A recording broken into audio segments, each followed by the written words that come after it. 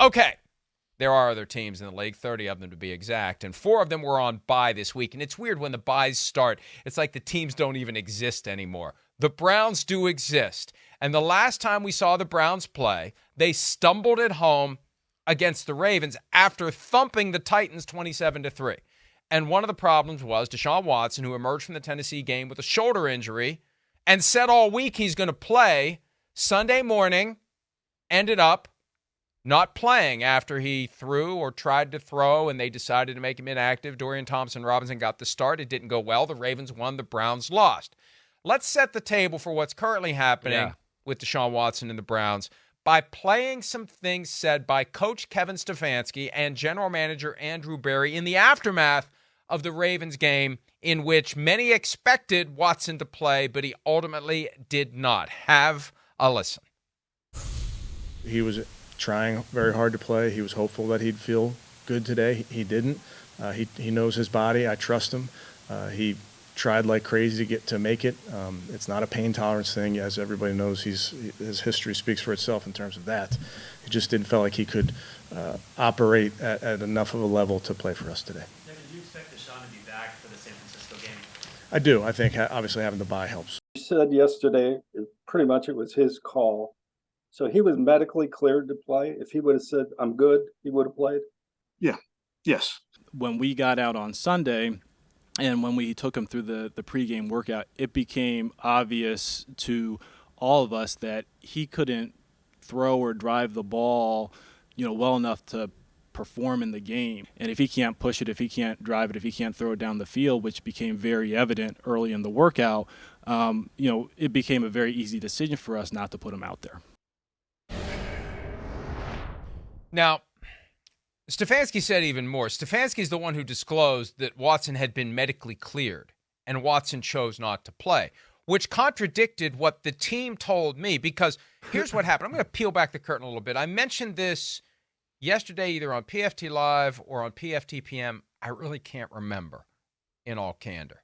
But what was going on that day, as the Ravens and the Browns were playing, after the game ended, I heard from some people I trust that there were some Browns players that weren't all that happy with how this played out, because all week long, Watson's saying, I'm playing. And then on Sunday morning, he decides not to play. He decides not to play. Not the team, but him. So that's when I started asking some questions, and the team told me it was a collective decision. What Barry says matches that explanation, collective decision. But boy, the way Stefanski explains it, Chris, it sure doesn't sound like a collective decision. Now, he doesn't throw the guy under the bus, but he also doesn't make it look like a collective decision. It makes it look like Watson's decision that the team deferred to.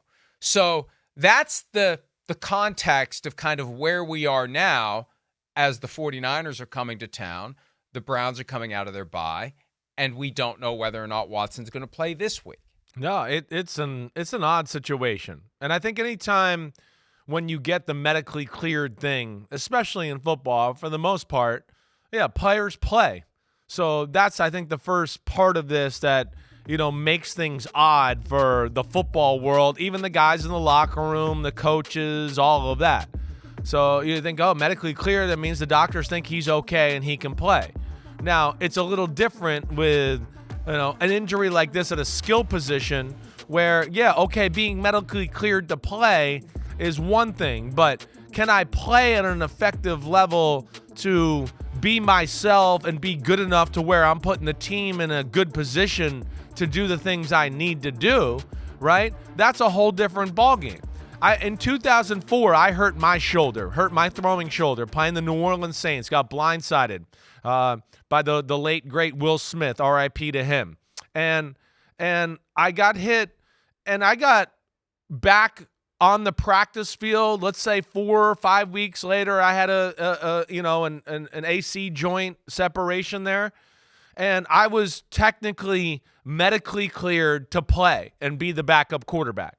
But I can tell you that as I was medically cleared to play and was the backup, I was not 100%, and certainly was on the sidelines a little like, ooh, I hope Brad Johnson doesn't get hurt here, because I don't know how good I'm going to be out there, right? And so there is that. And that's where, for a quarterback when it comes to throwing, or even maybe a receiver when it comes to a knee or something like that, where it might be, hey, medically he's cleared to play. But yeah, that means, okay, I'm healthy as far as walking around normal life stuff. Am I healthy enough and functioning enough that I can be the 100% great athlete that I am, or even close to that I am, 90%, whatever that is? And I think that's where it gets a little weird and unfortunate for Watson and the Browns in this situation. And your explanation is perfectly reasonable. Yeah, it's theirs. Right? That's not, right? It becomes glaring when the head coach, intentionally or not, creates the impression that this was all him, not us. All he had to say is, I was out there watching him throw. He couldn't throw. Why do you have to say he was medically cleared? Why does that even come up? Why is that gratuitously offered? Don't even mention that. I agree. Just say, we as a team decided that he wasn't ready. He wanted to go. He tried to go. He believed he could go. But we made a decision in the best interest of the team and Deshaun Watson that he should not play today. That's all you have to say.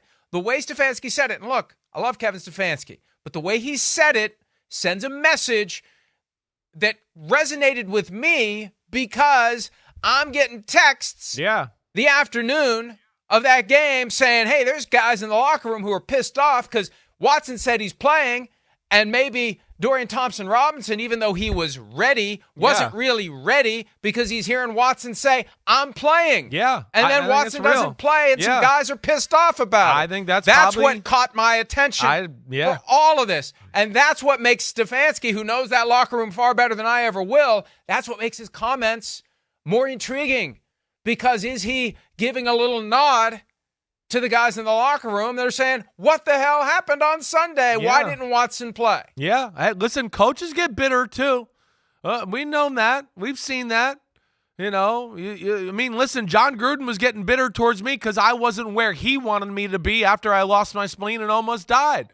He started, they're saying. And when you were in Italy on your honeymoon. Well, he started to go, hey, the doctors say you're okay. Why isn't your fastball the same and all that? And I'm going, I don't know, but, shit ain't the same. I don't feel right. I'm just telling you, so that's where, it is tough. And then the quarterback position, and like you said, and how that's set up, and it's the Ravens week, and we don't want to start a rookie quarterback, and he's kind of been telling us he's going to play. Our team's mind's been there.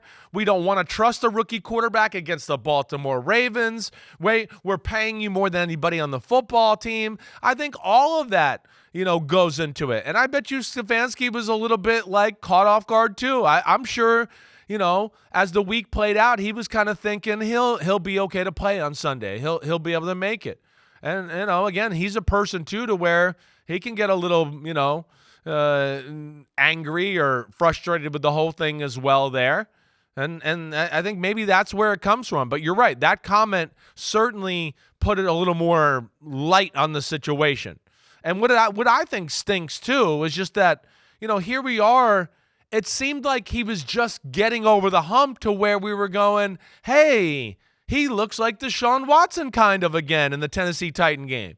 And now we're here going to be maybe with 3 weeks off from football again, and that's concerning for the Browns and Deshaun Watson as you go forward. That's the thing that bothers me more than anything. Had that rough Monday night game that I attended in Pittsburgh, where he did not look anything remotely close to number 4 for the Houston Texans. And then that Sunday, 6 days later, short week, got it together and had a great game. And Mark Cooper told me afterward, he's looking like the guy that wore number 4 for the Texans now. And it was his best game as a Brown. And there was a shoulder injury suffered that we didn't know about. The week goes on. We start hearing about it, limited in practice, yada, yada, yada. The Stefanski comments, though, it's all flowing from how he chose to frame his words about Watson. So that was then. This is now, or at least close to now. Maybe he saw how they treated a quarterback before him who had a banged-up shoulder who played and then didn't play at his best, and then they held it against him. Maybe he did that. I'm just throwing fuel in the fire there, but I'm just throwing it out there. But and here's the bottom line. If they fail this year, Watson's not the one who's getting fired. He's got a fully guaranteed contract that covers 3 more years. Stefanski's the one who's going to take the fall, just like it was Hackett last year, not Wilson in Denver, that took the fall when Wilson failed in his first year with the Denver Broncos. Here's Stefanski from this week on the fact that here we are, more than 2 weeks removed from the injury, Deshaun Watson's still not practicing. What is he working on if he's medically sound? Yeah, I think the piece there that's important is medically cleared versus functionally able to do your job. And I think that's what, with all of our guys, when you're working through an injury, you need to be able to functionally perform. And that's what Deshaun's working very hard in his rehab to be able to get back to 100%. And after the Baltimore game, you said you expected him to be ready for San Francisco. Has something changed since then with the injury? Yeah, I think with injuries, Jake, as you can imagine, you just have to treat each one specifically. You have to be able to do your job, and you have to be able to function and be able to do all the things that are asked of you to play your position. So that's really what it is, making sure that he continues to rehab and get to a place where he's able to do his job at a high level. And look, as Stefanski said a couple of weeks ago, whenever it was, whatever the timeline spills out to, almost 2 weeks ago, it isn't an issue of pain tolerance. Deshaun Watson is a tough SOB. No doubt. I mean that in a positive way. No doubt. He had the lung injury, as you pointed out, took a bus to and from Jacksonville, Houston to Jacksonville, so he could play because he had the bruised lung and he couldn't fly. Rib injury, sitting on a bus, bouncing the whole way back and forth to Jacksonville, feeling that little twinge of pain every time that the bus hit an imperfection in the roadway. He played with a torn ACL at Clemson. He knew he had a torn ACL, and he played with it at Clemson. So again, you got to wonder what he's thinking about all this. And this is a guy who fell out of love quickly with the Houston Texans a couple of years ago. You got to wonder what Watson regards as the perception, the reality, the conversation about him, where maybe he thinks he's being thrown under that bus that he took from Houston to Jacksonville to once play with a bruised lung. Yeah, I hear you there. I think he's, it'd be fair to him to question, like, why did we got to say the medically cleared part and all that and then throw those comments out there to add more pressure, on the situation, put spotlight on me, make people question me. That he's fair. Now, Stefanski's saying all the right things ever since then, right? I mean, he's saying all the things that are right there too, and defending his football player. But yeah, it's an odd situation, and it's odd, for a lot of different reasons that we've already stated. But the other thing is just that they're a good football team. I mean, their D is legit. Their offense, we've seen moments of their potential. With Nick Chubb or without Nick Chubb, they're still a good running football team. And like we saw Watson looking his best as a Brown, and you start to think, damn, Cleveland might be something, a real powerhouse this year. But we'll see where this goes. But certainly odd. And like you said, I'm not going to question Deshaun Watson's toughness. That's one thing I'm not. You can question some things about him, sure, whatever.